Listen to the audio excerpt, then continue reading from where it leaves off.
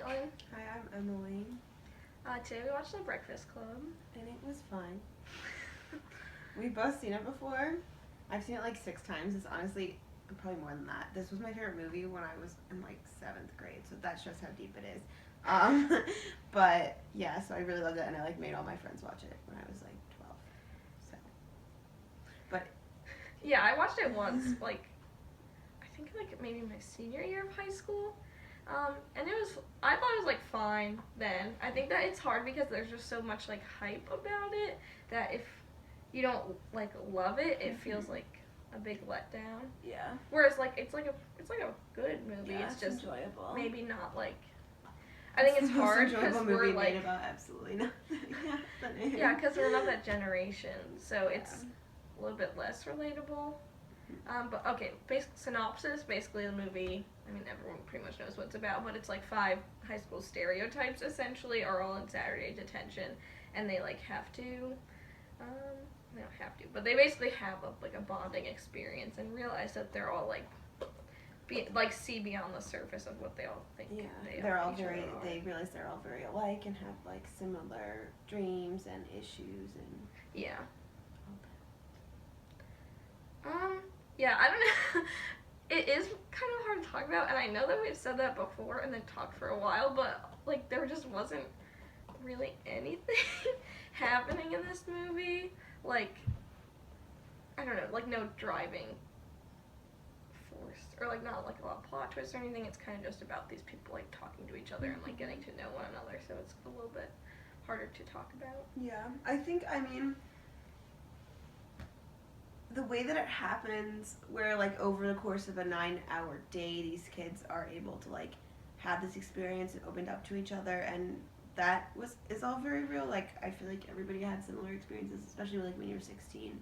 Things like that happen, and everything feels so monumental. And all the characters were pretty well developed and like decently interesting, and their backstories and like reasons for being in detention were good. But I think, especially for me, like the 2 romantic subplots were too hasty and just like didn't really feel real.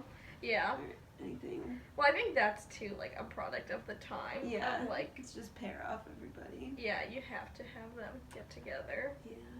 Yeah, that I don't know. We were saying like it would have been better and like more realistic if they were all just like friends. Yeah.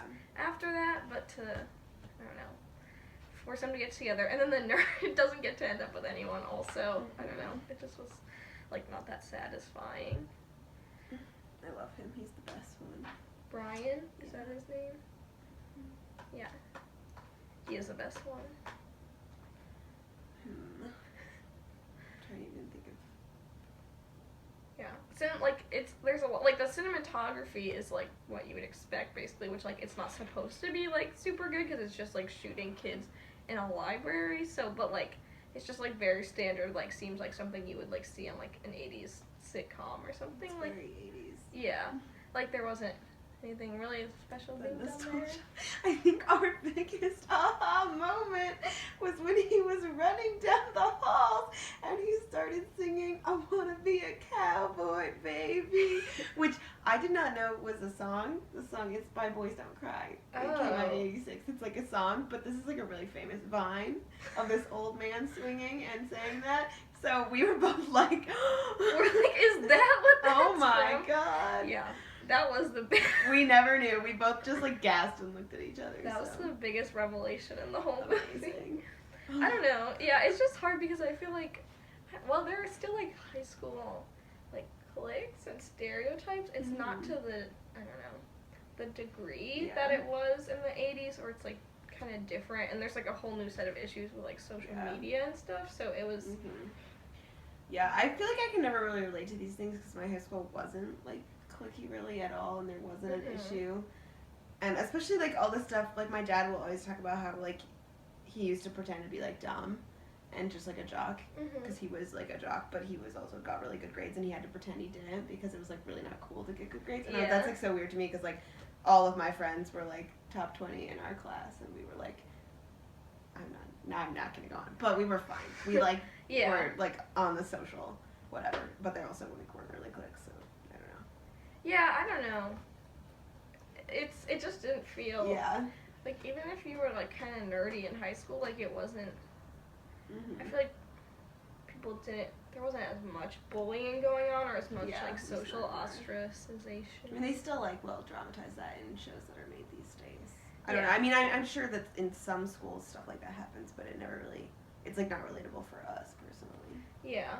So like the clique part is a less relatable, but like the issues with parents is obviously like that's relatable still, and like just like being 16.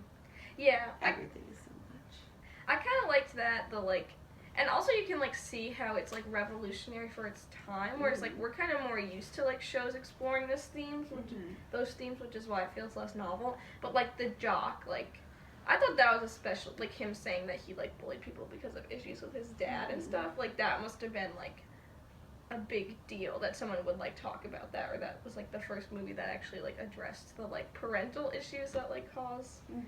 I don't know if it was the first movie, but like that's kind of like what made it so iconic in my mind. And so like that is like cool, and it's good that movie like opened up and like made it so that teenagers could be like more three-dimensional characters like in films after that. So like I appreciate it for that. It's just like watching it now after having seen like all the movies made after it, it just makes it like a little bit less of like a revelation. Yeah, I can see how it could be like a movie that allowed other movies to exist in kind of the same genre.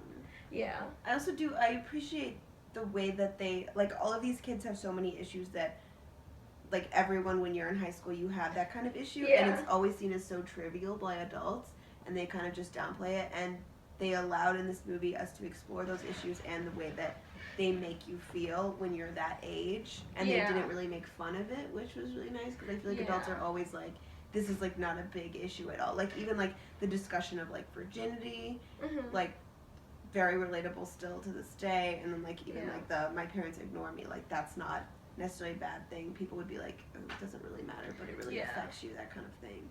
Yeah, that was cool about it too. Yeah, and I liked the like you're either like a slut or a prude or a tease. Like that was also like because other movies like just played into those tropes of like there was either a slut or the tease. So to say like, well, like this is what women's options are and like actually address it was cool.